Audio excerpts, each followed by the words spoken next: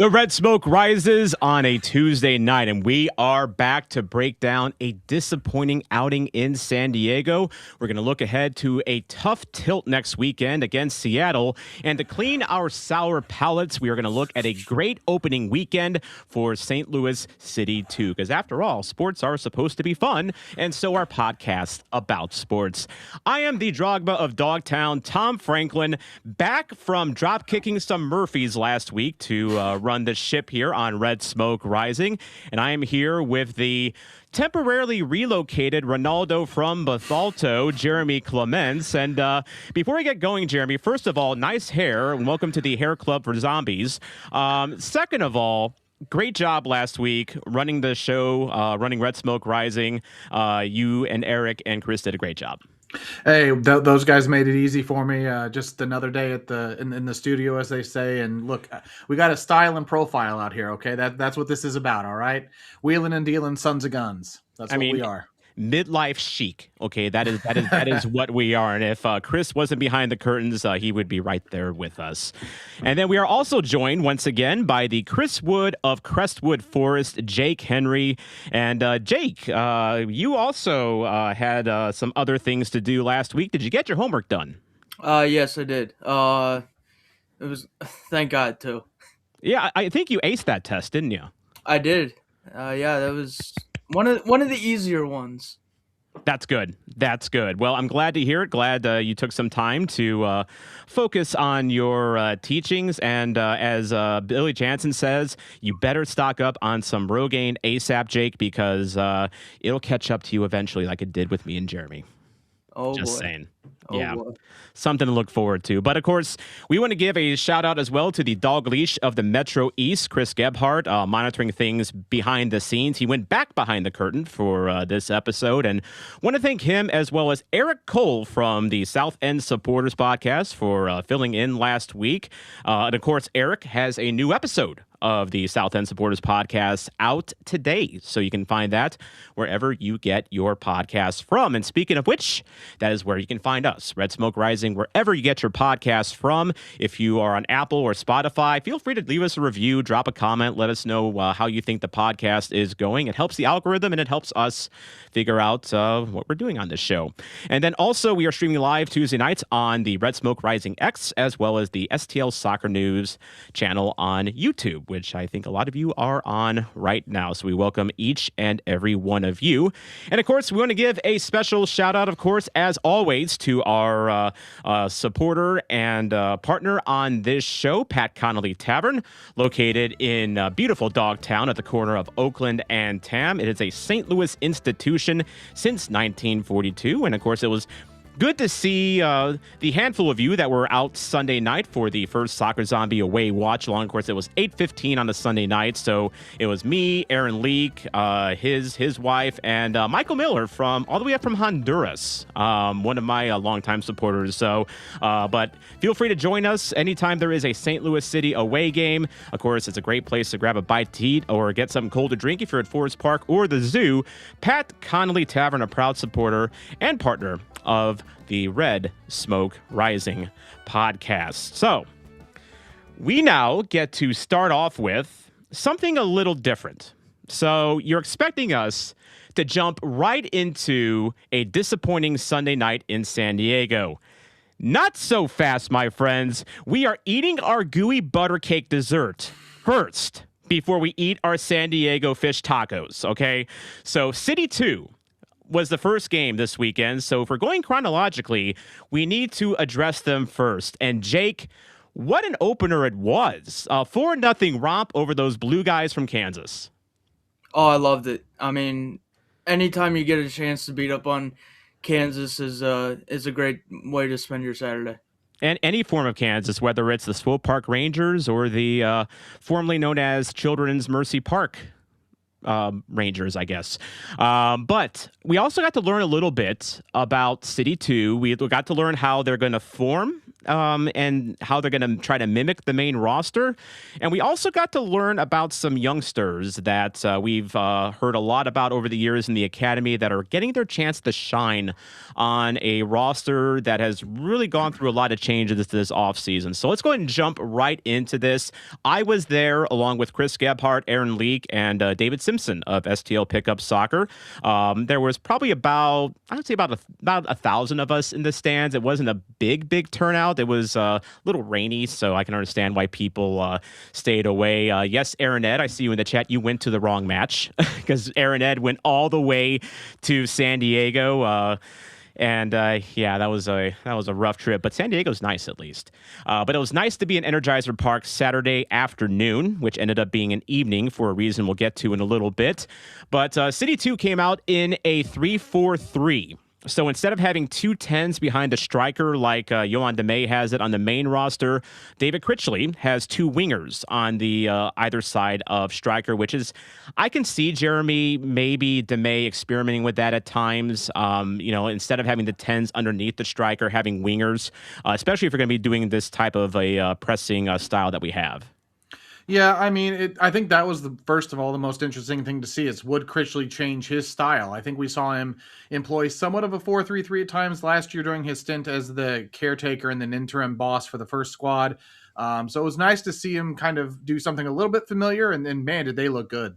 They looked really good, and they also looked very good playing the Damet style, as we'll get to here in a little bit. But the lineup, the front 3 from left to right was Patrick McDonald, Palmer Alt, and the broadcast said Cooper Forcellini, but it was actually Riley Lynch that ended up playing more up top in that right wing spot. And I'll explain kind of what happened with those two in a little bit. The middle 4 from the left was at start, Sidney Paris out on left midfield. Then the midfielders were Jack Wagner and Alex Junt, and Cooper Forcellini played more of a right midfield role, although he would overlap with Lynch at times at right wing. They had a really good rapport together. And then you had a back 3 from left to right of Kyle Hebert.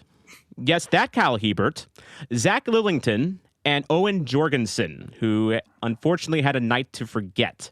And then Lucas McPartland was in net, and despite a clean sheet, McPartland, well, he had some adventures to say the least. We'll get into him in a little bit, but the unfortunate news out of this game, there was only one bad thing that happened, and it happened right in the 3rd minute.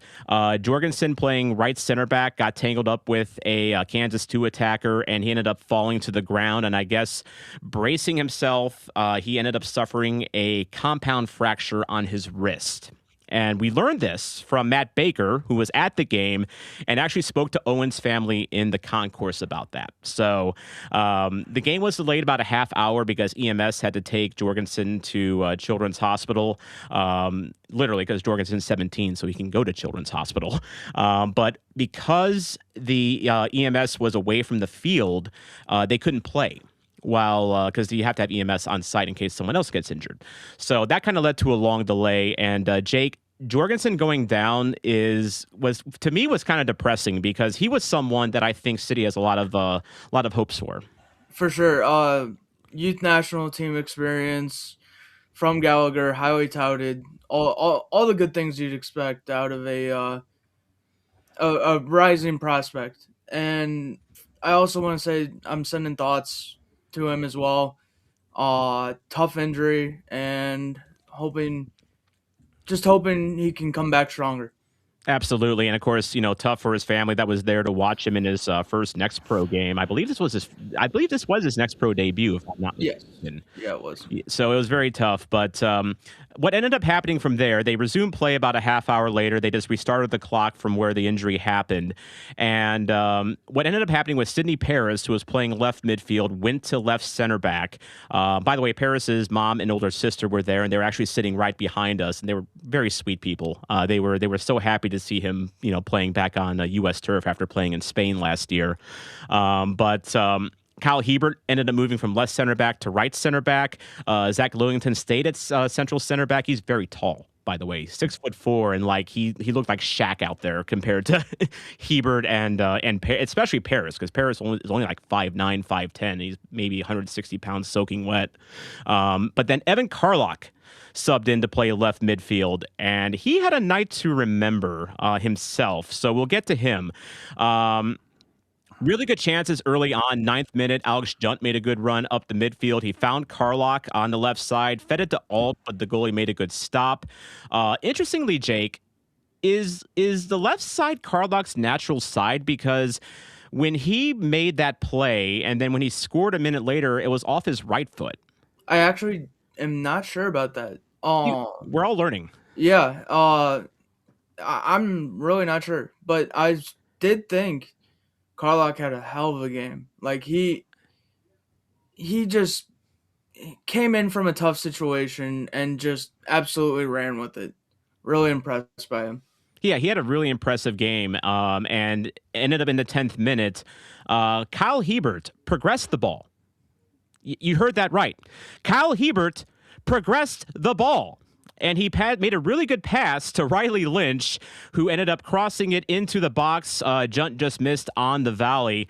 But one thing that kind of struck me this game, Jake, because you were watching from home as well, it really seemed like there was a purpose for Hebert being there, and it wasn't just to stay fresh. It really felt like he was working on his ball progression this game, and he actually looked okay by making forward passes. He did, but there is one thing I would just be very, very cautious about is Next Pro. It's a very weak Sporting Kansas 2 side. So I'm not going to put too much stock in it. But I was actually really impressed with Hebert that game. Well, and Hebert definitely had a it's Next Pro moment in the second half that we'll get to in a little bit. But the magic started happening in the 14th minute. Forcellini, who had a really good game, I thought. He got it out to Lynch on the right side. He blazed up the right edge. He found Alt ahead of him. Alt carried it just to the outside of the box, fed it in, and somehow, this was, as best as I can describe it, a seeing eye pass, because this went through 3 bodies to get to Evan Carlock on the other side of the box. It was just a skipper on the ground, and Carlock one-touched it in on the near corner, 1-0 St. Louis, and really nice finish by Carlock, Jake. And yeah, if I remember correctly, I don't want to call it a dummy, but it almost looked like some form of a dummy in the box. But yeah, just great shot by Carlock.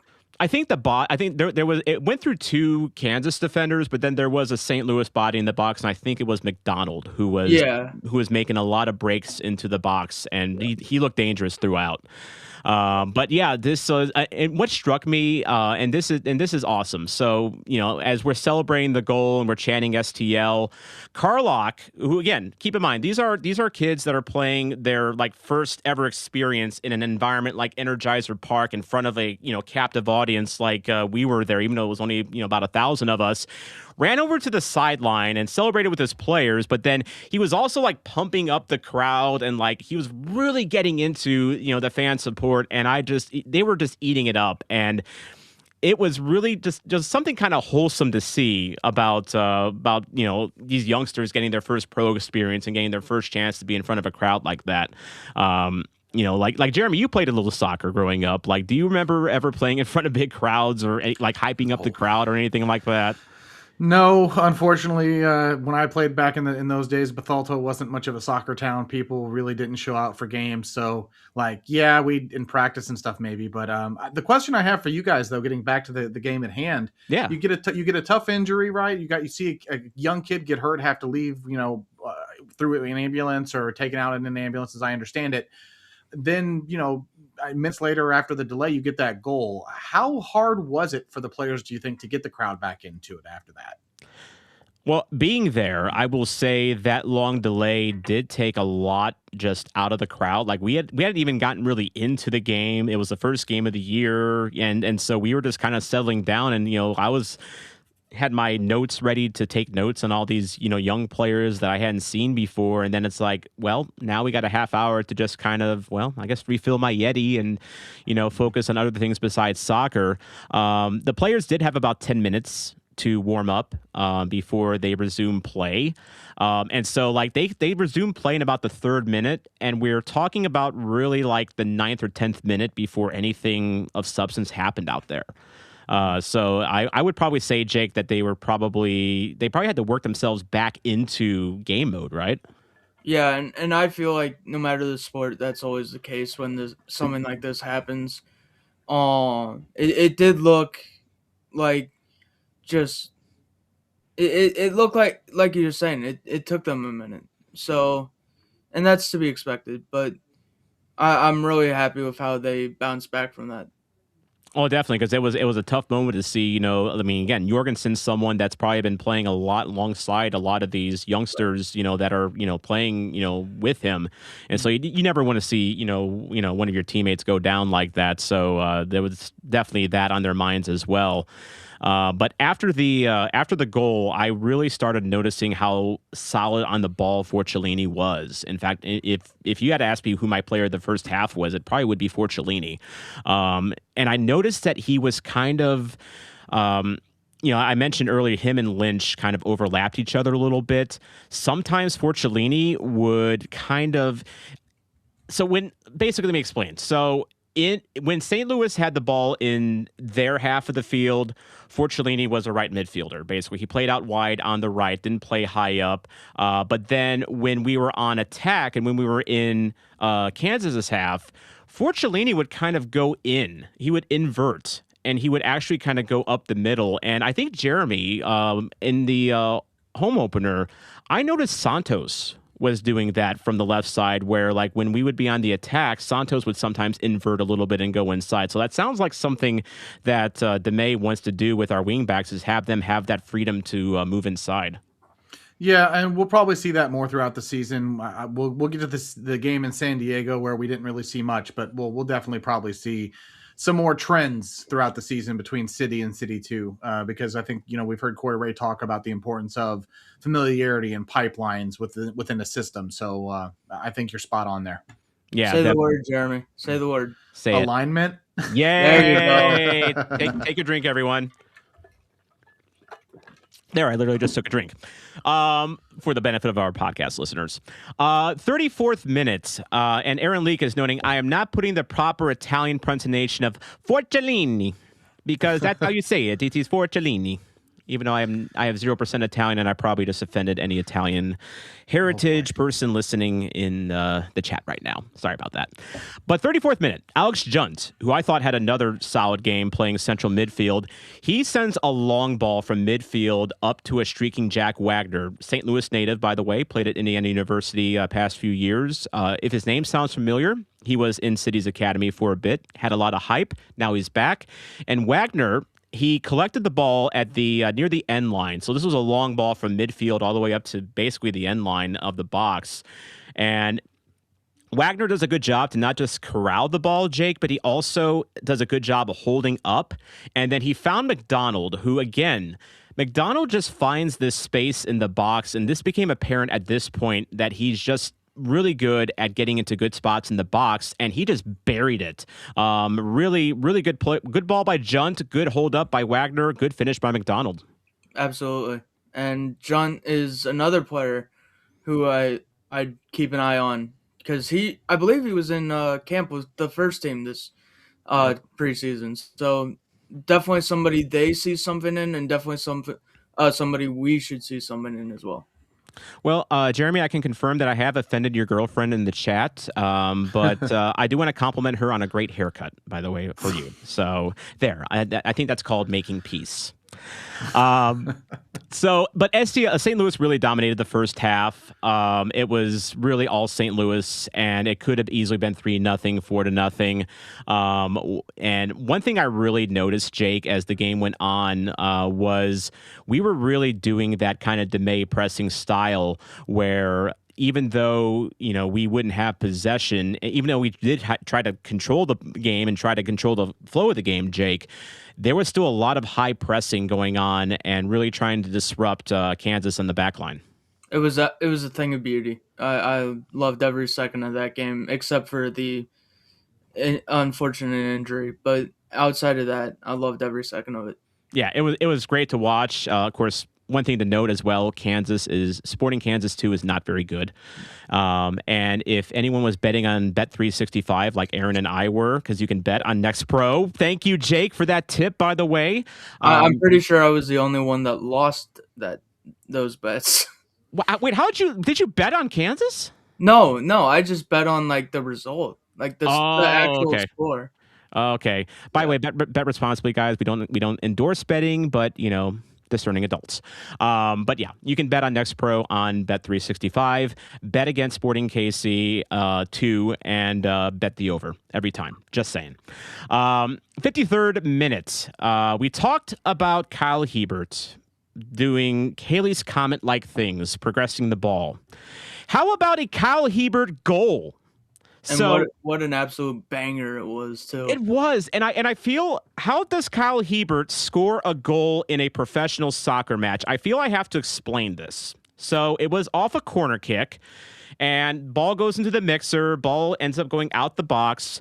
McDonald, who was the corner kick taker, he collected it. He just ran back from the corner and collected it, so he was on the near side.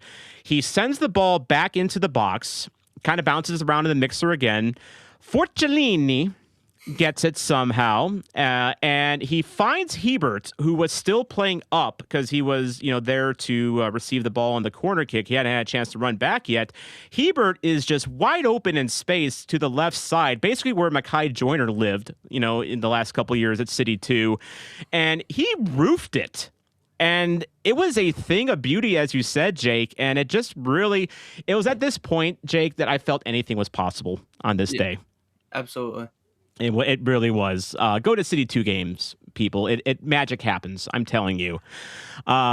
Speaking of magic happening, so Jake, as you pointed out, we have another Japanese 85 in our midst. So Yuichiro Oda and Jamon Barkley came on in the 63rd minute. And of course, I mentioned that because our first 85 is our my beloved Jose Kojima. So 8:24 p.m. If you had that on your bingo card, take a drink. There we go. But yeah, those were the first two subs after Carlock, 71st minute. Lucas McPartland, Jake. So I got to talk about McPartland here. Yep. He makes a stop. It's a point-blank shot. McPartland deflects the ball over his head. The ball goes behind him, and it's headed goal-bound, and he has to dive back and knock it off the line. This, again, the game was a foregone conclusion at this point. Chris Gebhardt and Aaron Lee can verify this. It was foregone, but my heart jumped in my throat. And this was the second time, Jake, that McPartland made me taste my own heart, because earlier in the first half, I don't know if you remember, but McPartland, chaos incarnate himself, runs out of the box when Kansas is trying to attack, and he's in the corner, near the corner flag, boxing out a Kansas defender, like he was a defender. Jake, McPartland scares me. Yeah, and as an SIUE fan, I cannot wait for when he's playing for SLU in the Bronze Boot game. No, but first of all, that clearance to get the ball back and for a throw-in was actually really impressive. It was. But yeah, he made a couple interesting choices, I'd say. Yeah. And I also want to, on the note of McPartland, his only other game played at Next Pro was against Sporting Kansas City 2. Oh. And it was another clean sheet. So hey. he has two MLS Next Pro games, and they're both clean sheets. So against the same opponent. So he's kind of like Celio Pompeu, where he saves his best for Kansas. Basically, yeah. Basically, you love to see it. He's one of our own. He's definitely one of our own. And then Forcellini, gets something to reward his wonderful work. Gets a breakaway goal in the 74th minute. It was a very simple build up the middle. Alt found Forcellini, who was streaking and really turned his Kansas defenders into traffic cones, and just kind of calmly put it in the near post. Something that I would like to see Becher do at some point soon, hopefully. But really like Forcellini's game. He deserves something for his effort, and he is someone that I'm going to be watching a lot. Not just because he was a draft pick, but I know there was a lot of experts and even people within the organization that felt that he could be kind of a sleeper, for us moving forward. And based on Saturday, I think Forcellini is one to watch. And then also, just to kind of put a bow on this game, Chidube Nwankwo and Eddie Niles came in the 75th minute. Eddie Niles, Jake, exciting player, didn't get to do a heck of a lot because both teams were just kind of ready to call it a night. But I'm so excited for Eddie Niles. I think he's only 15, right? He is only 15, yes. So he is probably a freshman in high school, and he is playing professional soccer. And just remind folks, why should we be excited for Eddie Niles? He was a MLS Next, I believe U15 MVP.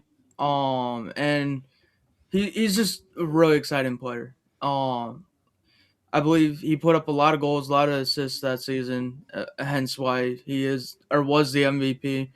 But yeah, he's another one to watch. Yeah, and he played right wing in this game, and he's generally an attacking 10 winger type of a forward. Of course, he's 15, so he's got a lot of time to figure out what his ultimate position is. But and Wankwo, I thought he had another strong. I don't want to say strong game, but he looked pretty. He made some good runs. He did it, he looked really fast. And he's more of a 9, right? Yeah, because on the roster they released him and Palmer Alt are the only two forwards. Yeah. I did find it very interesting, Jake, that Barclay played left wing, and I know he was kind of when we signed him, we mentioned that he was going to be a defender. So maybe he's just kind of like one of those Conrad Vollum types, maybe where he can just kind of play anywhere. On Transfermarkt, when they announced him, I had noticed that he actually was listed as a winger, I believe. Okay. So, yeah, that is his natural position. Okay, so that might have been a bit of a typo when we signed him, but regardless, great day for City 2. And if you want to see City 2 in person, you get your chance this coming Sunday at 4 p.m. when City 2 will host Minnesota United 2, who, remind me, Jake, didn't they knock us out of the playoffs in last season? Yeah. We couldn't do it on a cold, rainy night in St. Louis. No, we could not. No, we could not. But you know who could do it on a temperate Saturday was the St. Louis City Academy. And you had, I know one thing, by the way, and Jake's going to pull up those results for us, but one thing that I really love when I go to City 2 games, and Jeremy, you might have noticed this as well sometimes. You ever notice when you get off on 22nd at Highway 40 and you've just got people that are just hovered around, the upper practice field? Well, that's where all the academy players play. And that was the case against Saturday. And that was probably the biggest crowd that I saw, but I really wish, Jeremy, they would find a way to put some bleachers there or something, because it's it looks a little awkward. Well, I mean, they're just scattered on the sidewalk. It kind of reminds me of back in the days of Boys and Girls Club soccer, that kind of stuff, right? So it's not bad, but I mean, but even that, still saying that the facility of that field is far better than anything I ever played on. So definitely, way better than I played when I played at Immaculate Conception in CYC ball growing up. Nothing against Immaculate Conception or any of the other fields, but let's face it, it's not an academy field. And Jake, they were. I understand the academy also were playing our blue neighbors from Kansas. Yes, the U16s, 17s, and 19s all played the Kansas equivalents, and let me start with the U14s, because they actually played Lou Fuse, and they had a 2-1 defeat. The U16s beat Sporting Kansas 6-2. U17s were also defeated this morning 1-0, and the U19s beat Sporting 6-0. You love to see it. You love to see it. But yeah, that's what's going on with City 2 and the Academy. And again, check out City 2 if you can. They also have, if you can't make it to games, they stream them on YouTube, on the main MLS YouTube account. And then if you can't watch them, you can watch the full replays on YouTube, but you can also watch these 15-minute recaps that are on MLS Next Pro, which are really good just to kind of get the gist of what happened. So definitely check those out if you're interested in more City 2. But now, before we get to our recap of our scorer's performance in San Diego for the second year in a row, by the way, on the exact date at the exact same location, by the way, we would like to introduce a new segment on Red Smoke Rising. It is simply called, Did Joao Klaus Score This Week? And Jeremy, did Klaus score this week? Yes. And Jake, did he score for St. Louis City? No. All right. Well, that's our inaugural edition of Did Joao Klaus Score This Week? Tune in next week for the second edition. But now, we have to talk. We've bandied it about long enough. We were scoreless in Seattle. And Jeremy, what happened? Well, we saw the matchup that I think many were hoping we didn't see, but it's just plainly two teams at very different places. And I think we know where City came out in that matchup. Yeah, unfortunately. Although I will say that, and by the way, it's San Diego, not Seattle. I think that's right. Sorry, you're right. Yep. That's my fault. My fault. Seattle, My mind's still on MLS Next Pro, so I'm still catching up to the pros. as we should. But I will say, can we be really surprised that we didn't get anything in San Diego? Like, I know me and Jake, we predicted a 3-1 loss, so I guess it was better than we thought. And then everyone, Jeremy, Chris, and Eric also predicted losses. So can we really, really be surprised or even angry at what happened? Tom, I think go ahead, Jake. Oh, I was just saying we can be angry, but it wouldn't be surprising. For me, I think it, and maybe hopefully for others, I'm not upset about the result. You can't be mad about the result when you expected to lose going in. I mean, I hate to say it as bluntly as you did, and the expectation shifted even worse, further in that direction when we found out pregame Marcel Hartl was not going to be in the lineup due to the anticipated birth of his second child. So congratulations, by the way. Right, congrats to Marcel and his family. Have not gotten confirmation of the arrival, but it was expected. So, I mean, what did that mean? It meant we saw Miggy Perez, which was a shock to me. I didn't think Miggy would fit that role, but that's where Yoann Damet put him, and we'll get into that in a little bit. But no, I think I'm more frustrated with the lack of progress. That's what I wanted to see, and I don't think we saw much of it. No, in fact, if anything, we probably saw a couple steps back from what we saw against Charlotte, which was, again, I left Charlotte, feeling kind of encouraged about, what we could look like. Was it a perfect game? Absolutely not. But it did feel like San Diego look, San Diego's good. And that was really evident in the first few minutes when the first goal scored by San Diego right off the bat. It was Edelman and Durkin getting caught way upfield at a turnover point. In fact, Durkin actually hit the deck. He was ran into another player. Midfield, there were so basically Valkyrie. He gets the ball. He's running up midfield, right at midfield.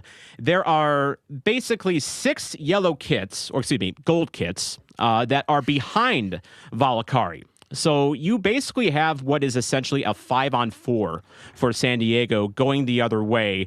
And Valkyrie had just all sorts of space. It reminds me of the Sang Bin goal when he played for Minnesota against us back, a couple years ago, where it felt like there was a force field around him and there was just all sorts of space. The St. Louis defense basically formed a back four with Volum on the right, Polvara on the left. And I know Chris from STL Soccer News posted kind of a breakdown of what happened here. When I watched it, Jeremy, it looked like Timo cheated to the right a little bit, opening up a space for Ingvartsen, who then kind of hot potatoed a pass to Dreyer, who was wide open because of Polvara pinching on Ingvartsen, and then just left Dreyer free to hit a volley. I thought that when I first watched it, it looked like Polvara was ball watching and, completely forgot about Dreyer, which you don't want to do. But as we kind of, it was not just Polvara here, Jeremy, was it? No, I mean, the whole thing started with just way too much space between the back line and the midfielders. And that's going to happen at times. This system that I think Damet wants to employ may lead us to more scenarios like this moving forward. And we just have to trust that our center backs can handle that, and that our wing backs in Santos and Vollum can make the recovery runs to help in that with that back line when the midfielder gets pushed to an advanced position due to their pressing. That said, I don't think two things. And again, this is really, really well broken down by Chris Gebhardt on STL Soccer News on X. Go check out his breakdowns. But Baumgartel, I don't think Baumgartel needed to step, and I don't know that I don't think it's a matter of Polvara losing Dreyer. I chalk this up to Polvara just not knowing the center back role well enough. It's only his second start in that role, and that's him just not knowing where to be and not even really truthfully in position to defend. I can definitely see that, and it's just, I think it's just kind of a symptom of the fact that you have players playing together for the first time. You have Polvara learning a position, but like Jake, I as I was watching this game, I realized that we purposely set ourselves up to have our two left-sided defenders, Santos and Polvara, being on the Dreyer side, and to me, Jake, this felt a little bit like a mistake. Did you see it that way? Yeah, I mean, Dreyer is just too freaking good. He is. It's going to take a lot more than Santos and a center back that's in his second game as a center back. So I think it's just a matter of inexperience and just not being good enough, I guess. Guys, I also wonder if you looked at that game, especially early on, you could see it right from the outset. The pressing structure that St. Louis seemed to be trying to employ, it's a really poor basketball comparison, but you've heard of like a box and one defense. If you looked at the two front forwards, and then you had your two midfielders playing in a box, and that almost felt like it left Santos or Vollum, your wide players, one-on-one in wide spaces. And to me, I just don't know why you're setting that up, especially when, to Jake's point, you've got a brand new center back and a really more offensively minded wing back in Santos.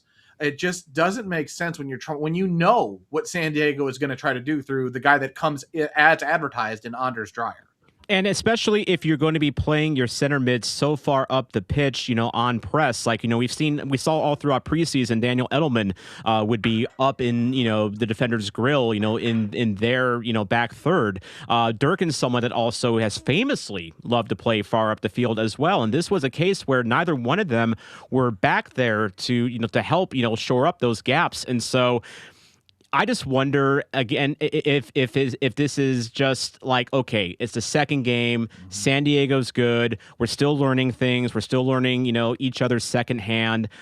Should we look too much into this? But then I see moments like in the 7th minute, just a few minutes later, where Berkey had a bad pass.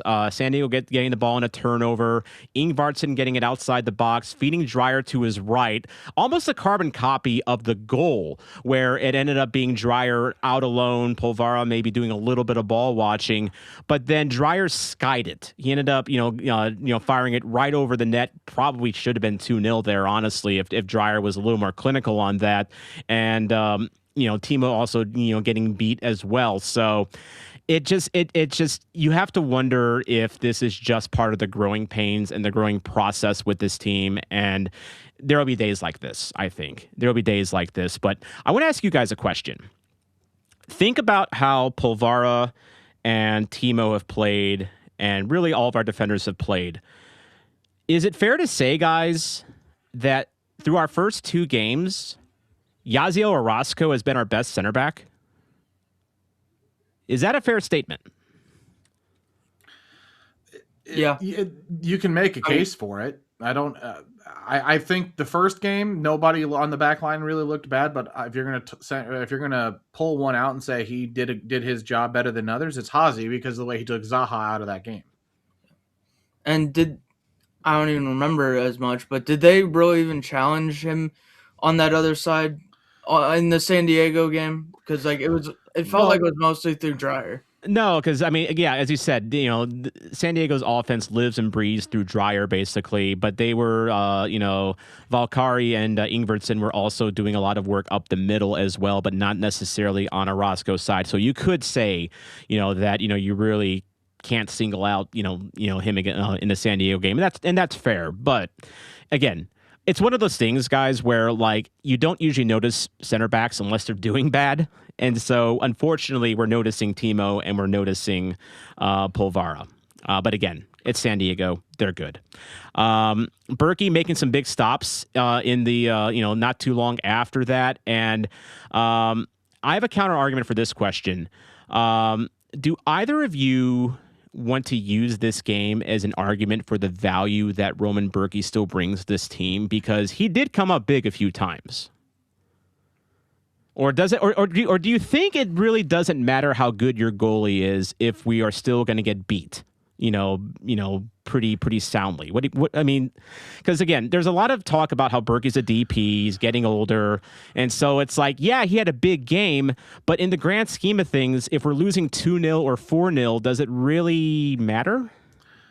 Oh, I mean, it matters if you put your chances away. Simon Becher had the table set for him, but what did he do? He missed it from inside 6 yards. That's inexcusable. He's an XG merchant, and it's got to be talked about. I'm sorry. Yes. I love Simon, but if that goes in, Berkey's big saves make a tremendous difference, because you never know what happens, because you go to the half probably tied at that point. Yeah. Let's talk about that. So 23rd minute, this is my turning point of the game, because it's 1-0 at this point. So you still have a lot of game to play. 23rd minute, really good buildup in the final third by St. Louis. It was Santos to Durkin to Miggy, who I thought had a solid game for being pressed into duty due to baby duty for Hartle.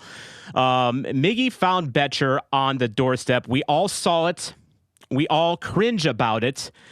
Becher is right there. He's at the promised land. He's at the gate, and he completely fluffed his lines. He looked like he settled. I watched this back a few times. It looked like he settled, and then he just did not get enough foot on the ball, like he mistimed it, or he just didn't have confidence that he could do it. But he missed it so bad it didn't even go out for a corner. It just squirted off to the right side. And a 1-1 score at that point of the game changes everything about the game, because suddenly St. Louis is in it. Suddenly you have hope. But when it comes to Becher, and this is no matter who you are in life, a man can only abuse you so much before you have to stop feeling pity for him and start accepting that's just who he is.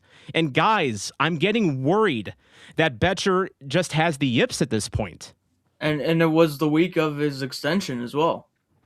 Exactly.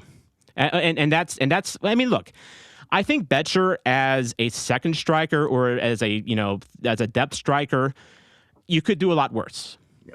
You can't, because he does a lot of things. Like he's a good shithouser, like Jared Stroud was, and those types. And we know that he fed a good pass to Hartle in the opener, so he's got that in his locker. But I mean, Jeremy, are we already at the point with Becher where it's like, are we already hoping that Cordova comes in and saves the day?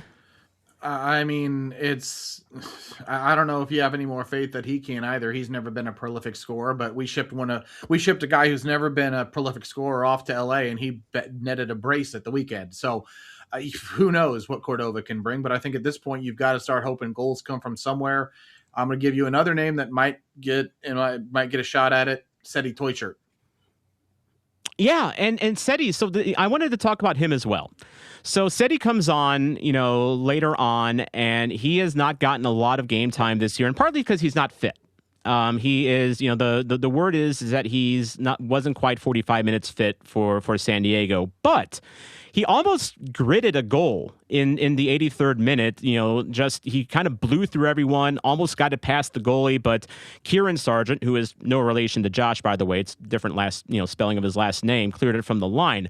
My question to you guys is, because I've also noticed Sang Bin, even though he did have a good long ball at one point to Becher in this game, he's been kind of invisible.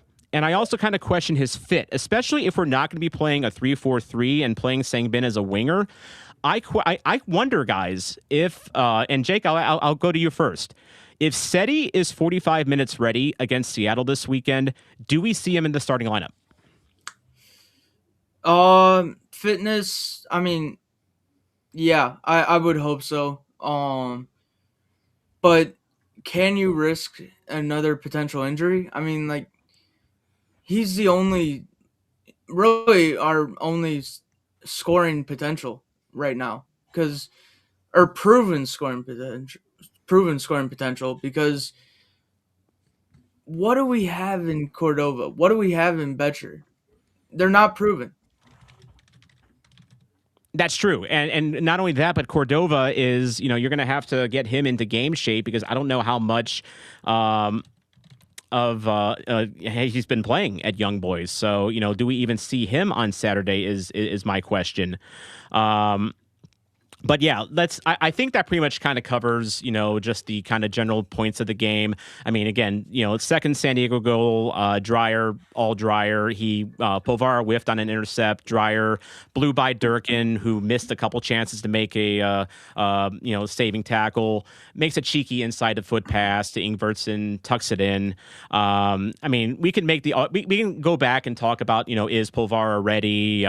Could Durkin have done more? But it's the same argument that we had in the first goal as well, and it's just our shape's not there, our second hand isn't there. But Jeremy, am I wrong to say that we just got dryered? I mean, we got put in the dryer, that's for sure. I mean, if you look, you can look at the graphic that we've got on the screen now for those watching on YouTube. What's the very first thing that jumps out at you? How unbalanced San Diego was. 53% of their attacking on the right-hand side. Their passes into the box, 47% from the right-hand side. Who was there? Anders Dreyer. Who's the defender he's one-on-one with most of the game? Dante Polvara. I'm not saying that, and I want to be clear, I'm not saying this whole game is on Dante Polvara, but I think you've got to call out where you see the most influence at. And the thing that frustrates me about it, guys, is I feel like, and I'm going to be critical of Damet here, this isn't rocket science. You know who San Diego is going to play through. I understand being committed to wanting to play our style and to play what you want to do away from home and to not make significant changes to your tactics.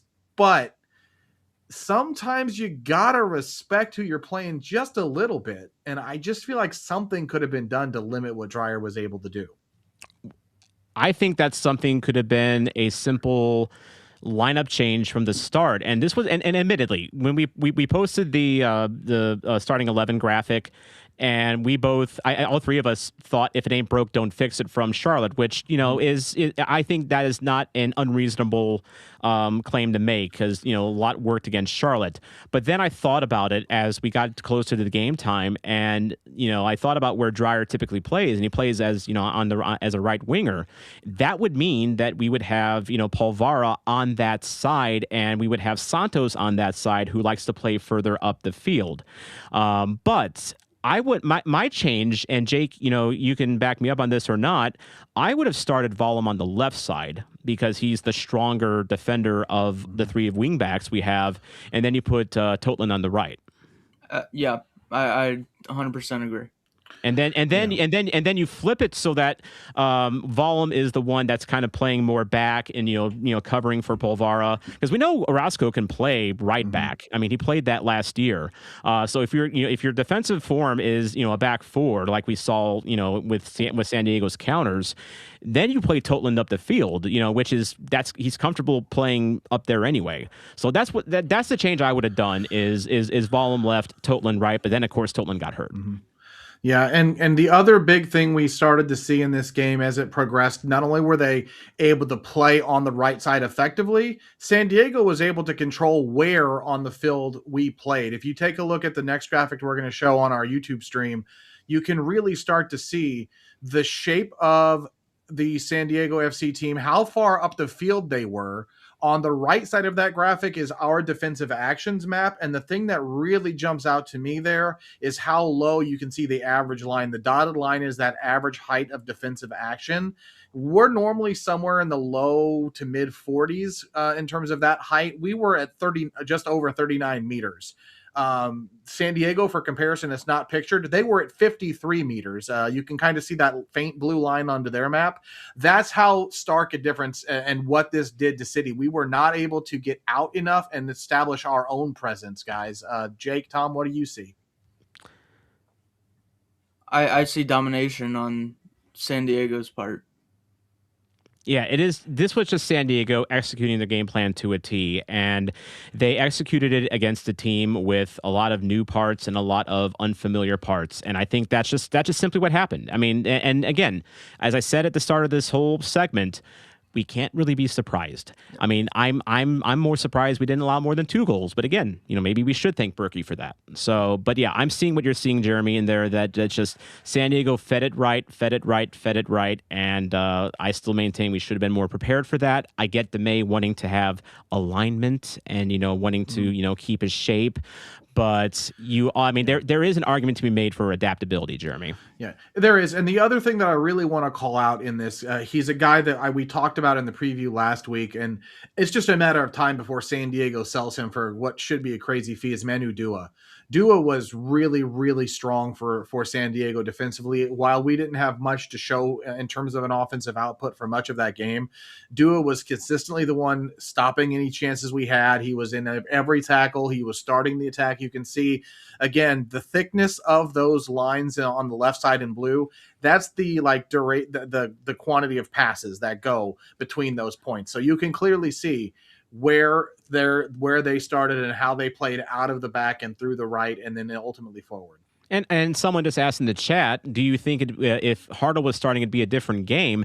I don't think so, because, Hartle starting or not, to me, wasn't the issue. The issue is what you're seeing on the screen if you're watching the YouTube channel, is that is just San Diego executing us the way they have.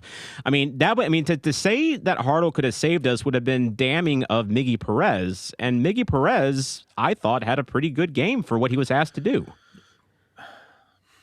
Miggy had less than 20 touches. He made some good runs. That's probably the best thing that he did. I mean, he set up the chance for Becher, but I hate to say it to me, and this is no disrespect, but Miggy and Sang Bin were ghosts. They were apparitions. They did not impact the game at all. I think between the two, they had less than 50 combined touches. But would Hartle have also been a ghost, necessarily? I mean, because It sounds like our game plan just was not set to benefit anyone. No, because Hartle can at least take the ball, and I have confidence that he can dribble through a defender or past a defender through the midfield. I don't think Miggy can do that yet. Couldn't have done any worse than Sang Bin. I mean, just absolute ghost out there. Yeah, I'm ready for Seti over Sang Bin in Seattle. So I don't know. You lose your difference makers. You don't have Hartle. I mean, do we win the game? Do we get anything from it, guys? I can't say, right? You can't, right. But I do think we have a much more proven outlet to help us get that pressure relieved in Marcel Hartle than we do in Miggy Perez. And again, I think Miggy's great. I just don't personally see him as a 10. Yoann and the team know more than I do. I just don't see him in that role. No, and I think if Seti is 90 minutes healthy or even 45 minutes healthy, we don't see Miggy starting there, period. I think it was just a lack of options at that point. Because Cordova's not ready to go, and it's just it is what it is, and it's just it's but like I said, I'm ready for Seti in Seattle, and let's go ahead and talk about Seattle. Yeah, so we do play Seattle at the weekend, guys. That is going to be the next big test we have.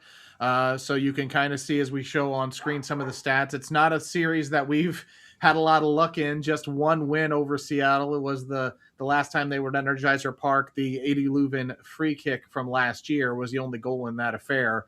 been outscored pretty substantially. And as far as this season goes, guys, they've got a win and a loss. They are 9th in the West, and the names you see are Albert Rusnak and Christian Roldan leading the way for them so far. Anything specific or special jump out at you guys as we start talking about the Sounders a bit? Yeah, that only win was surprisingly coached by Olaf Melberg. Olaf Melberg, which, I mean, at least with Olaf, it was 0-0 against San Diego last year, but it was also one of the most boring games I ever saw in my life. So that was that. No, we don't have a good record against Seattle, guys. I mean, we've won 1 and 6 against them, and we've been outscored 13-3. So it is a new year. It's a new St. Louis. It's a new Seattle. And in fact, Jeremy, I believe you talked to Sounder at Heart about how they're looking this year. Yeah, I was really nice to get a chance to talk to the guys from Sounder at Heart and get into what they've said. So when we talked about how they've looked this season so far, they said, quote, "They looked really good against the Rapids in the season opener, less good against RSL in the second game. The offense has been creating chances, but the problems from last year in terms of shutting down counters seems to be persisting," end quote. I asked them if they've had any style changes. Brian Smetzer's been there a while, but what are they doing this year? Maybe anything different? They said, quote, "The Sounders are using the same system, although they might be pressing a bit higher than last year, meaning that you should expect a base 4-2-3-1 formation that shifts to more of a 3-2-3-2 in the attack and a flat 4-4-2 when Seattle is defending." So that's just a little bit of what the guys from Sounder at Heart had to say. Some really nice insight from local coverage there in the Pacific Northwest. They also said in terms of any surprises, any big players that we should watch for, they talked about I'm going to butcher this name, Oseis de Rosario, saying that he started the first 2 games, but is unclear if he'll be starting this week. So that's the name they're watching for. And it sounds like, Jake, that there is he's not the only one that might not be starting this weekend. I heard some injury news right before the show. Yeah, correct. Paul Rothrock and Georgie Manunu are currently being assessed, and they both have foot injuries. Okay. Manunu, one of my favorite names, by the way, in MLS. Good old Manunu. But yeah, so yeah, you can take Jake, if you want to break down just how we've how Seattle's looked this year. This looks like, just looking at these numbers next to each other, Jake. I mean, we might be able to get something out of it. Yeah, I think we could go get a draw. I mean, that'd be my guess, which we'll get into later. But yeah, really the only 2 numbers that aren't necessarily even are the average possession and the passes per defensive action, the PPDA. Everything else is pretty even. Yep. A few things to point out there in terms of PPDA. So City's 23rd. Seattle right now is the lowest. So they are and the only thing PPDA is not just about pressing. It also can be impacted by how much a team controls the game and where they control field tilt. So could you explain what PPDA is? It's generally the calculation of the passes per defensive action. So how many passes do you allow before you take an action to try to intercept or make a tackle? That's high level what PPDA is. It normally is used to make a case for how effective you are at pressing. So traditionally, City's been 10 or less. We were very, very bad against San Diego with a PPDA of over 19. That's why our numbers inflated from week 1 to now. But Seattle through 2 games, the lowest in MLS, or the most effective in terms of PPDA. Also, one thing to talk about is directness. City's attack, we are the 6th fastest in terms of average direct possession speed, meaning that we try to go forward in the 6th fastest. Seattle is 14th. So it'll be a comparison to watch in terms of just a slight difference in styles. Yeah, it'll be. I mean, I'm seeing some comments in the chat as well about Sounders playing in the CONCACAF Champions Cup. Kayla mentioning we might be able to squeeze a point out of this game as long as luck is on our side. Slight disagreement with you, Kayla, and I guess we can go into our predictions right now. If we get something out of this game, I don't think it'll necessarily be luck. although you could say it's luck on one aspect. If you look back at Seattle this year, so they beat Colorado 2-0. Not surprising. Rapids aren't anything to write home about.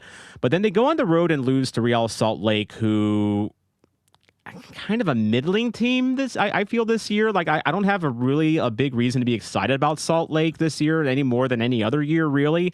And they lose to them 2-1. And so that brings them into St. Louis. They're on the road, and this is going to be the first of 3 games in about 8 days that they have to play. So they have us on Saturday. They then play Thursday at Vancouver in the CONCACAF Champions Cup, which means they're going to unload both barrels on Vancouver in terms of, their starting, their best starters are going to be there. We mentioned some players like Rothrock and Del Rosario that may not be playing this weekend. I mean, they may not be playing this weekend, even if they were healthy, just to preserve them for Vancouver. And then 3 days after that, they play a tricky road match at San Jose Quakes, who look to be a decent threat this year. So this is their game against us is going to be the first of 3 games, and it's probably going to be the one that they prioritize the least because we're St. Louis City, and we've been, we're just what we are this year. We're going to be a team that might be lucky to, scrape into the playoffs if we're lucky. We're talking about Vancouver, who's going to be contending for, the MLS Cup this year. San Jose could be a dark horse, to make a big run this year as well, too. So Seattle, I have a feeling they're not going to want to risk a lot of their big names against us. So they're not going to be playing their top lineup, I don't think, because 5 days rest is against a big opponent in the CONCACAF. They're going to prioritize that for one. And not only that, but like at some point our scoring luck has to change. We cannot be this unlucky. Again, I have doubts about Becher. I don't know if he starts Saturday. I don't know if they give Cordova the start. It just kind of depends on how Cordova is. But again, I think this could be something of a trap game for Seattle. And so I personally think 1-1 is what I'm going to go with. And that could be even conservative because, as Kayla said, if we get some luck our way, maybe we pull out a 2-1 win out of our hat. Am I crazy for thinking that? I mean, you can say it, Jake. It's fine. No, we don't even know if Cordova's visa issue has been settled yet. Like, that's true. It's just a matter of like our only option may be Simon Becher. So with that being said, I'm going with you actually on a 1-1 draw. Yeah, I think both sides have so much uncertainty around their lineups right now. We don't know, for all intent and purposes, I think Becher's probably still starting, unless you're going to start McSorley. I don't think Cordova's ready yet. We don't even know if yet, like Jake said, we don't know if his visa's done yet. We're going to be thin at wing back now with Totland out with an unspecified muscle injury. Don't have an estimated return for him yet. Santos was tired. That's why he was subbed out at the half. So I'm starting to have fitness concerns if he's tired after a half. But that notwithstanding, we don't know Edu's status for the weekend. We're assuming Hartle will be back and playing. We don't know how fit Mbake will be. There was talk that after the San Diego game that, Mbake could have played if things went a little different, but you can't imagine he'd probably play more than 45 or 60 at this point. So there's just so much uncertainty for us. The optimist says 2-1 City. The pessimist says 1-0 Seattle. The realist is going for a 1-1 draw. I think that's fair. I think all of us are kind of on the same page where there's opportunity, but there's also uncertainty. And so it really is kind of hard to say. I feel 1-1 is safe. Jake's the same way. And it sounds like, Jeremy, you're pretty much close on the board as well. But as we know, it's MLS. And anything can happen, and we'll see what happens this weekend. Hope to see a lot of you at Energizer Park this weekend. I will not be there personally. I'll be going down to Sarasota to cover a USL League One match. So cheer for me in my stead, hopefully. And also, I just want to make a quick point out that next Tuesday, we are going to have a special guest on Red Smoke Rising. Alan Broderick, who is the owner and manager of Boff St. Louis, will join us next Tuesday to preview their Open Cup match against Union Omaha, which will be at Lindenwood University on March 18th. And I hope to see a lot of you guys there as well. I know it's a Wednesday night, but we love our Open Cup here in St. Louis. We love our St. Louis clubs. This is our first amateur side that's been in the Open Cup proper, I think, in decades. I'm sure if Stu Holgren was in the chat, he would correct us on how long exactly it has been. But we look forward to talking to Alan next week. Of course, we'll have a recap of Seattle, and we'll preview the LAFC match, which will be coming up on Saturday, March 14th in LA. But and in the final third, I'm going to ask you guys a question in the chat right now if you're watching on YouTube. After 2 matches, are you more optimistic about St. Louis? Are you less optimistic about St. Louis, or are you about the same as you were going into the year? So prepare your answers. We're going to talk about that in the final third if you are watching on YouTube. Of course, if you're listening to us on podcast, thank you so much for listening to us as always. Be sure to give us a 5-star review on Apple and Spotify and drop a comment and tell your friends about Red Smoke Rising. But any final words, Jeremy? No, just come out to the park. Looking forward to what should be another fun night in the North End. So can't wait to see all my friends and hopefully watch some coherent city soccer. Speaking of coherent, are you going to be making your Capo debut? To be determined. Okay, well, then show up on Saturday and you might see a wild Jeremy Clements in the Capo stand in the No Goal Patrol side. But Jake, any final thoughts from you? Yeah, I'm looking forward to next Tuesday with Alan, my second favorite Bosnian, behind Selmir Pedro, of course. And there we go. There it is. It's been a great show as always, guys, and I'm ready to hang with you guys, except for Tom, on Saturday. Sorry. Okay. You qualified that by saying just not on. Okay. Just not on Saturday. I thought some real feelings were coming out there, Jake. No. Mm-hmm. Yeah. Well, I know you got to run right after the pod is done, so it's I'll forgive you for the hit and run there. It's fine. I'm fine. All right. This is your soccer zombie, Tom Franklin.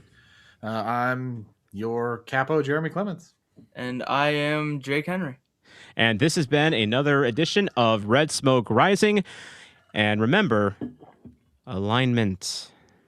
Let's go, City. Yeah. All right. We are at the final third, which means it is now past Jake Henry's bedtime.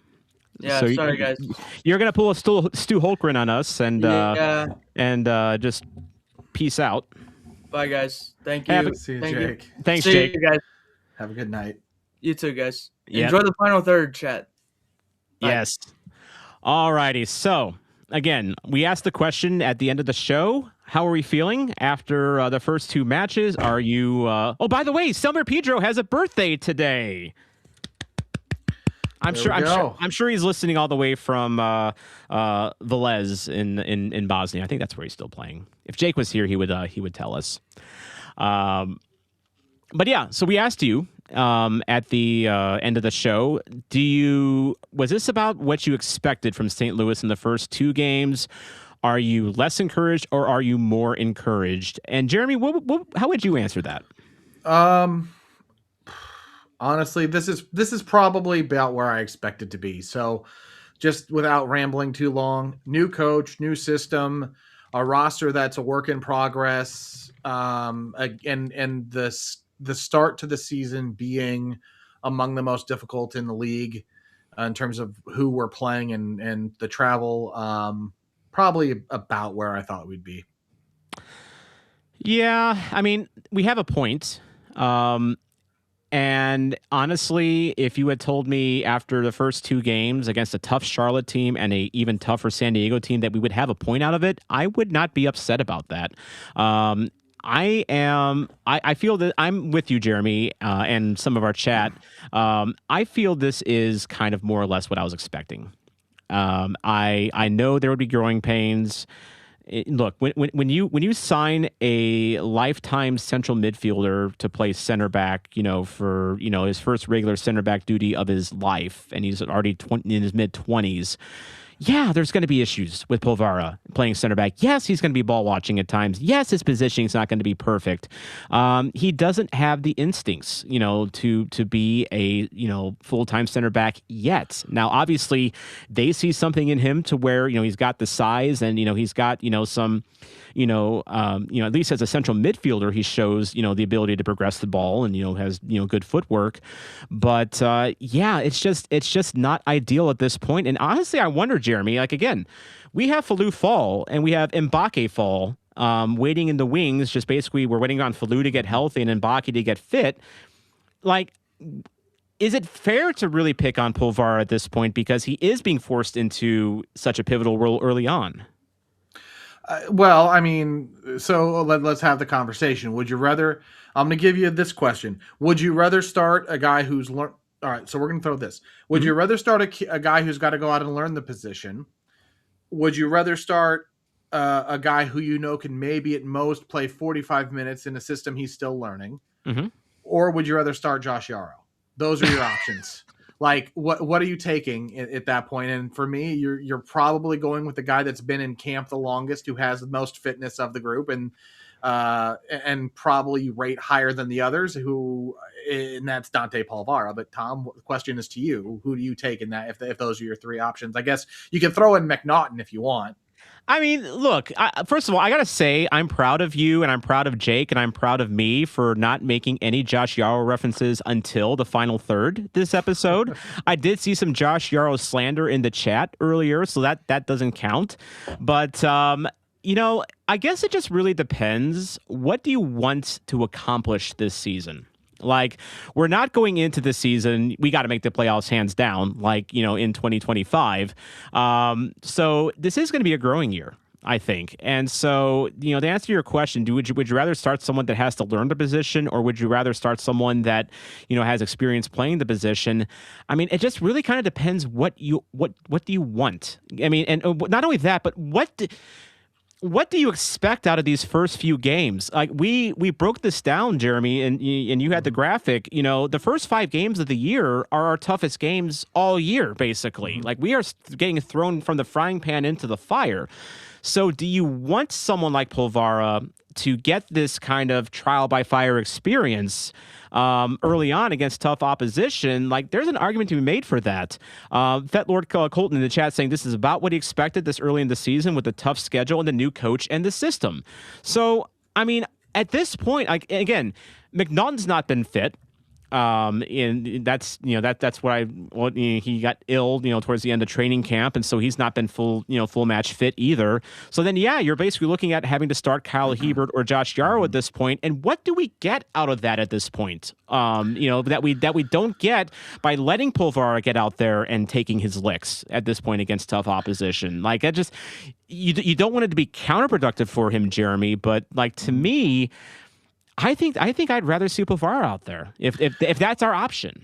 Yeah, I mean, I think you've got to take what you can. To me, the bigger issue is where we're still, and I don't think we brought him up during the conversation, but when we're talking about Miggy Perez being thrust into the role of a 10, who I would have liked to seen in that role, but who still can't get on the damn field, is Tomáš Ostrák. Yes. The TAM player who's wrapped in bandages. I mean, the TAM player who never was. Right, like, I mean, I sound so much more critical than I probably should, but I mean, availability is one of the biggest assets you can have. You've got to don't let Michael here from Chat City Tactics hear that. No, the availability is not the best ability. Maybe in this role, I'm sorry. Look, Yoann is having. Look, again, I'm just going to say it. Yoann is in some cases having to fit square pegs into round holes. That's what he did with Miggy, and that handcuffed us. I mean, if you're not going to play Ostrák, and I'm just questioning, okay, let's have that same conversation we just had with Polvara. You've got Perez, who is still growing, who, again, I personally don't see as a 10, but that's where he played on the weekend. I mean, he's literally growing. He's only 20. Okay, so let's start a couple other options. Do you want Perez there? Do you want Pompeu? Do you want Mackay Joyner there? Like, those are options if Ostrák is unavailable. Do any of those make more sense than Miggy? And I can literally hear Chris Gebhardt, screaming behind the curtain that maybe it should have been Mackay Joyner against San Diego. And like, again, we're making the argument: do we want Polvara to take his licks, and get that experience now? Like, I guess the question then would be like, okay, does Damet see Miggy as a better fit for that role than Joyner at this point? Because again, Joyner's been more of a wide player. Throughout his City 2 career, he usually is a left winger, has been playing a little bit on the right side, but like I wouldn't call him a central player per se, and I think that's something that he has to learn and adjust to. Well, but okay, then let's devil's advocate this then. If it's okay for a Paul Vara to learn to play center back, why is it not okay for for Mackay to learn to play the 10 in real minutes? Yeah. To me, it's the same thing. I'm just gonna play devil's advocate and throw that out there. Chat, what do you think? Well, Ray Kirsting talking about the original question, defensive back line basically stucco and duct tape, no fall ×2, no Leuven, no Hartle for one game, but still we would have won at least one game. We could have won at least one game and drew the other. See, again, I think getting a draw against San Diego, even with a full strength roster, would have been an accomplishment. It would have been an accomplishment that you could have been proud of because let's face it, San Diego is just that damn good. So, Tom, we've talked a lot about a lot of negatives. I'm curious, and for yourself and for the chat, like what positives can you take? Yoann Damet took at least one positive away from the game, saying, quote, "The mindset is the biggest one for me. We kept going. We kept trying to build up, trying to play, trying to create opportunities. We kept pressing, we kept defending, we kept being brave." That's, again, something I'm proud of. It shows a lot of character and personality to keep doing that in a tough place to play against a good opponent, end quote. That's head coach Yoann Damet after the loss in San Diego, where he's focusing on the mindset. The boys didn't quit. They kept pushing forward like zombies do, Tom. Yes, they always keep moving forward, and yes, you have to look for signs of progress. With the way our roster is and with the way our new system is. And Damet's right, and he also had a good quote earlier on. Like he saw basically what I saw when I was watching at Pats was a team that like starting out was still trying to find itself basically out there and trying and may have been like looked a little overawed a little bit against San Diego, and so. To be fair, Damet is not wrong in that. I did feel that St. Louis grew into the game as time went on. And in fact, if we can show the match graphic from earlier with the stats, I want to take a look at one particular one that kind of shows that this game wasn't exactly the embarrassment that some people might make it out to be. And again, this is all your opinion on whether XG is the end all be all, but. Look at that's a Seattle graphic. But looking at where was it? I think I got it up for you, Tom. There it is. Okay, yeah. So yeah, it's the gold because it's your fabulous gold graphic. But look at the expected goals. San Diego 1.7, St. Louis 1.5. I mean, so this we should. I mean, if you're looking at that, that tells you that we didn't look like we didn't belong, especially as the game went on. I thought we had some good moments. It's just, again, we're not clinical. I mean, I don't disagree to an extent. I think the concern that I have, though, and I'm just going to be completely honest with my assessment of this, I don't know where MLS gets their XG from. These stats are from MLS.com.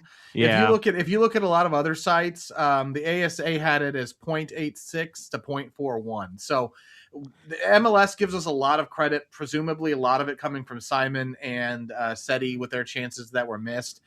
Do I think, and frankly, truthfully, I think San Diego probably had a lot more than 1.7 XG. The Dryers 2 chances, they had, and this was another big point we never got a chance to really dive into. The number of set piece opportunities, the set piece defending needs a ton of work as well. Mm-hmm. Like those are some of the things that jumped out at me as well. I see Jerry Hayes talking about Danny Rojas trying out for a USL team today. As Kayla says, be a goldfish like Ted Lasso says. I don't know if Danny Rojas can save this team. He might save El Paso Locomotive in the USL Championship, but he may not. I don't know if he saves us. But you know what he would do, Jeremy? He would sell jerseys. He would sell kits, that's for sure. Yeah, a lot of people. Maybe the black and gold kit that the jersey that they're selling in the store. Maybe that's no longer the number one seller in the City Pavilion store. Maybe a Rojas Tina Turner kit becomes a top seller. I'd buy one. No, I mean I probably would too. It'd be a nice crossover if we could get some kind of Ted Lasso crossover, but that probably comes with Kansas City before it does us. But I mean, Tom, what other takeaways? I mean, like I said, I think we're where we expected to be, Mm-hmm. and a lot of folks in the chat seem to feel the same. But I do want to ask a question though, because I think someone in the chat I saw mentioned Joyner hasn't sniffed the field this season Yes. yet.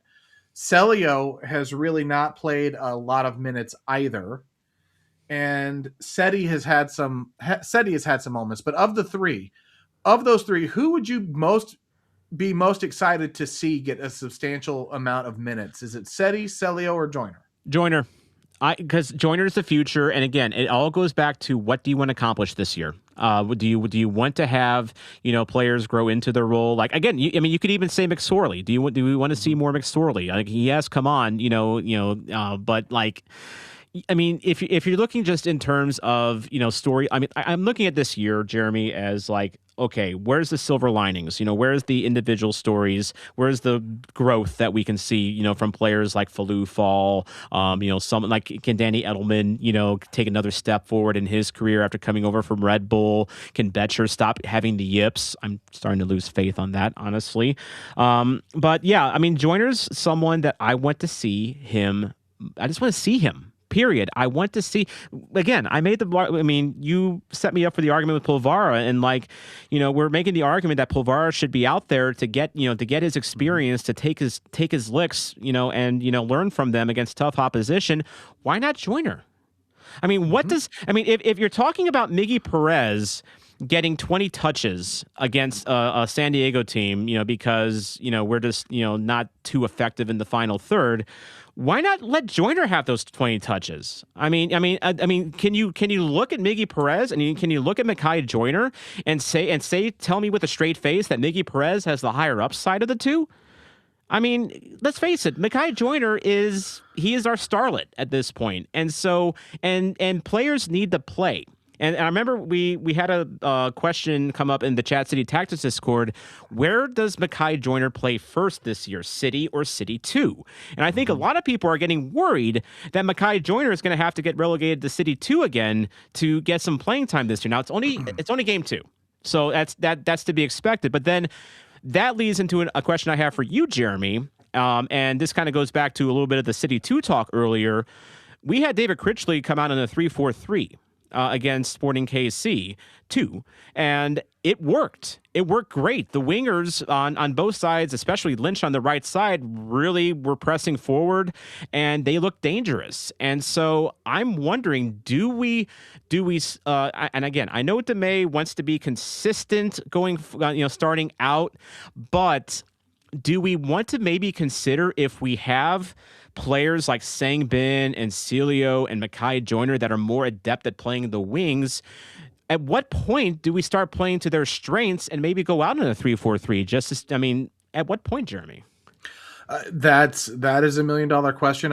Matt Baker even asked him during the post game press conference if he thought about changing any kind of setup tactically. He kind of said no, didn't directly say no, but I think it comes down to your squad selection though, because if let's say you're going to play a 3-4-3 or even a 4-3-3 at that point, then who do you keep on the bench?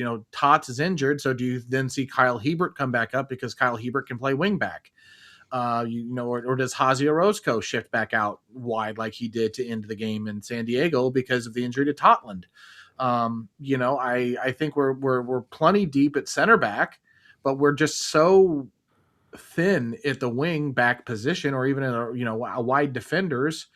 That's the challenge of how can you adapt your system, whether it's formationally or use the bodies that you have effectively. And maybe it is a 3-4-3 and you start to especially, Tom, to your point, if you're going to play your wing backs in a 5-back so high up, why not just play a 3-4-3? You took the words out of my mouth. That was exactly the point I was going to make, because if Totland's going to be out for a while, okay, so you have basically your wingback depth at this point now is Santos, Vollum, Orozco in theory. Mm-hmm. I guess Tyson Pierce, if you trust. But he's been hurt, so he's injured with a he's injured. bone injury. So why not put Joyner out there in that left. Again, it's not even Jeremy, I wouldn't even call it a left wing back role. It's almost like a just straight up left midfield role where we have Santos playing. Like, again, go to STL Soccer News on X or Blue Sky and look at the video that he had of the first goal from Dreyer. Where's Santos? Where is Santos? He is way up there with Durkin, with Edelman, with Becher, with Miggy, and with Sang Bin. He is behind the play, and it's not because of anything Santos did wrong. That's where he's being asked to play, because Santos, he came here as a defensive liability. So obviously they're not playing him to play defense.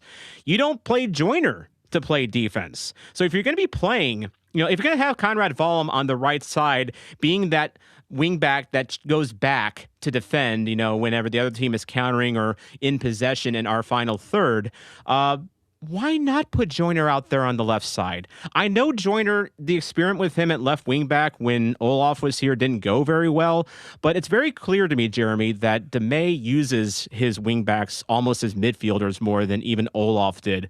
So again, I ask, why not put Joyner out there on the left side? I mean, again, it's coming down to and maybe to Damet's points that he's made, and I'll give him credit, full transparency. He's been transparent. He's been consistent in his communication, and what he said has by and large been what we've seen on the field. So for me, if he's truly a believer in consistency, I can appreciate that, but I don't think consistency means you have to rigidly stick to this system when you may not have the best players to play it. I'm going to say it. Olaf Melberg died by it last season, right? Yes. And literally, I watched him die in Colorado. His St. Louis career, not literally. That would be bad. Well, don't copyright, don't strike us, YouTube, for that. I'm not actually saying that. But I want to put Chris, if you could put Jerry Hayes' last comment up, the two games, if you wouldn't mind, because I want to talk about this really quick here. Now, Jerry, our job, me and Jeremy, it is our job to psychoanalyze these teams while you have fun in the North End. It's also Jeremy's job to be a capo at times this year, so he understands that assignment too. So I do not blame you for wanting to just go to games to have fun. It's a conversation that I was talking with Zach with Florida Noise, our great guest from a couple weeks ago, and Zach made the point that the whole reason that he's going to games, well, of course he's on the drum line, so he has to, but like for him, going to games is about having fun with friends, and so I do not blame you at all if you just want to go to Energizer Park to chant, jump around, have fun. That is totally your prerogative. And honestly, if I was there Saturday, I'd probably be doing the same thing, and I would probably watch the replay of the game later, because that's to me, that's what's fun. But again, it is our job to analyze these things. Tom, we do both. We go to the games and we have fun, and then we talk on Tuesdays and become two yelling heads who ramble about this team that we love so much. We wouldn't do it if we didn't love them, right? Not only that, but talking heads with a lot less hair. That's fair. But no, Tom, I think it's been a really fun conversation. We've had a lot of great folks jumping in the chat tonight. Thank you to everybody who's stuck around and hung out with us for the show tonight. I'm blown away at how many people continue to be here week in and week out. But I think it's going to be interesting to see what we get against Seattle at home. I think it will be a party in the North End. I'm looking forward to what will hopefully be the first official red out of the season. Hopefully we'll see the Forever City Red Kits at home, but that's what I'm looking forward to at the weekend, Tom. I don't know what else you've got to take away from San Diego before we look ahead. Also, real quick, I almost forgot. We want to make another mention. City 2 plays at home this weekend as well. They're at home on Sunday against Minnesota United 2. It's a great weekend to be in St. Louis for St. Louis City Soccer, whether it's City or City 2. And, of course, I picked this weekend to be in Sarasota. So, well, actually, it's more like Sarasota Paradise picked this weekend to have their home opener, and I wanted to cover that. So if we win this weekend, maybe I'm not allowed at Energizer Park again, because I feel St. Louis City does well when I'm not at the park. So no one, I don't want to research that because I want to go back to Energizer Park at some point. But as Chris Gebhardt from Behind the Curtain says, it's a sad day when we are relying on the stupid collars to save us from the golden nightmare. That's fair. Guys, I just want to say, love someone as much as Chris hates the gold kit. Look, Tom, I'm going to say this too. So you brought up the band thing. It came from a loving place, but I was temporarily banned from the park last year when City was winning after the Seattle game, because there was another home game that I was not at that we won, and I was jokingly banished, saying that I was not allowed to attend until we lost. But I did. I'm not going to lie. I defied the ban, which then got modified to I'm not allowed to attend a game unless I'm wearing my No Goal Patrol kit. So quick, by the way, quick shout out to Michael Miller, who just gave us some dap in the chat. He was there Sunday at Pat Connolly Tavern for the watch along. And Michael, if you don't know Michael is a native St. Louis, and he's been a supporter of Soccer Zombie for a couple of years. But he lives in Honduras, and he runs a nonprofit for street kids in the capital of Honduras called the Micah Project. If you don't know the Micah Project, please do a Google search on them. Check them out. They have a couple videos about their mission, and it is a really cool thing that Michael has done to turn around a lot of kids' lives. In fact, he actually gave me a jersey Sunday from the second biggest Honduran club, and it starts with an M. The name escapes me. I can look it up on FOTMob because I now follow the Honduran League on FOTMob because I am a true sicko. But it is a kit of the team that one of his kids from his program just got signed to this team. He signed a pro contract. He's playing for the reserves right now. But Michael was kind enough he was visiting St. Louis. He gave me a kit of this player's team. And it's just a really cool thing that he's doing. And yeah, Michael, is so fun to watch the game with you as well. And I would say don't be a stranger, Michael, but you live in Honduras. So I don't, if you're a stranger, that's fine because you live a long ways away. But what I was going to say, Jeremy, is that if you ever find yourself banished from Energizer Park, Pat Connolly Tavern is a great place to catch the St. Louis City game, located at the corner of Oakland and Tam in beautiful Dogtown. So want to give another thank you to our supporters of our channel. And if you're in the chat right now, and I see there is 90 people of you watching right now, 25 on YouTube.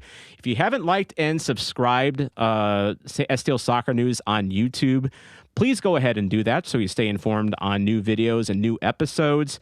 And you might even get a remote segment from Honduras at some point in the future. Actually, and I'm going to tell you right now, Jeremy, Aaron Leak, if you're in the chat right now, Aaron's going to be my wingman on this. We have been invited to the Honduras by Mr. Michael Miller to hang out at his place and see some Honduran soccer over the winter. So you might actually get Red Smoke Rising, at least me, from a beach in Honduras at some point. That actually could happen. So like and subscribe so you can make that happen. Dreams do come true, Jeremy. They always do. And I mean, eventually we'll get to hopefully realize the dream. Yes, but I believe you got to get going, Jeremy. So thank you for being my co-pilot once again. Glad to be back. Glad that you have your co-host back, after a week's absence. But have a good night, everyone. We will talk to you next Tuesday with Alan from Boffs, and of course, a recap of Seattle and a preview of LAFC, because we just cannot resist the West Coast to start this season. So